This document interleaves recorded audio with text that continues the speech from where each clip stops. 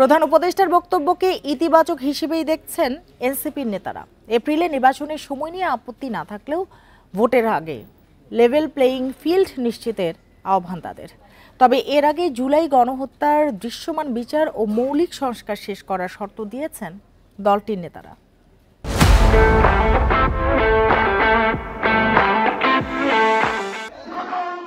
আত্মপ্রকাশের পর থেকেই জাতীয় নির্বাচনের আগে জুলাই গণহত্যার বিচার ও প্রয়োজনীয় সংস্কার নিশ্চিতের দাবি জানিয়ে আসছে এনসিপি।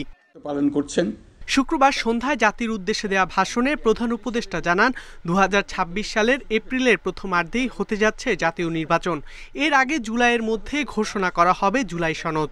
এই বক্তব্যকে স্বাগত জানিয়ে এনসিপি বলছে, এপ্রিল বা ডিসেম্বরে কোনো সময়ই নির্বাচনে আপত্তি নেই, তবে লেভেল প্লেইং ফিল্ড তৈরিতে নির্বাচন কমিশন সংস্কার জরুরি। ডিসেম্বর থেকে জুন এর মধ্যে যখনই হোক আমাদের কোনো আপত্তি নাই, কিন্তু আমরা কয়েকটা জিনিসের নিশ্চয়তা চেয়েছি, যেটা আমরা এখনো চাচ্ছি যে জুলাই ঘোষণাপত্র, জুলাই সনদ, মানে সবার ঐক্যমতের ভিত্তিতে সংস্কারের যে জুলাই সনদ হওয়ার কথা, সেই জুলাই সনদটা যেন নিশ্চিত করা হয়। এদিকে গণপরিষদ নির্বাচনের দাবিও জানিয়েছে এনসিপি।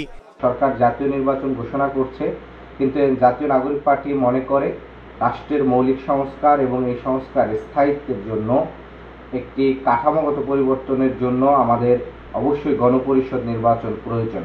এই সময়সীমার মধ্যে সংস্কার এবং বিচারকে দৃশ্যমান করে জুলাই ঘোষণাপত্র, জুলাই সনদকে বাস্তবায়ন করে নির্বাচনের জন্য লেভেল প্লেইং ফিল্ড এবং মাঠ প্রশাসনের নিরপেক্ষতা যদি নিশ্চিত করতে পারে, সরকার এপ্রিলের মধ্যে নির্বাচনের কথা বলেছে, তাতে আমাদের তরফ থেকে কোনো আপত্তি নাই। এদিকে ফেসবুকে এক পোস্টে এনসিপি নেতা সার্জিস আলম জানান, গুরুত্বপূর্ণ প্রতিষ্ঠানগুলো যেন রাজনৈতিক ক্ষমতার দ্বারা প্রভাবিত না হয় সে বিষয়ে সতর্ক থাকতে হবে। ছোট বড় সব দলের জন্য সমান সুযোগ নিশ্চিত করে নিরপেক্ষ নির্বাচনের ব্যবস্থা করতে হবে বলে জানান তিনি। ইকরামুল কবির, ইন্ডিপেন্ডেন্ট নিউজ, ঢাকা।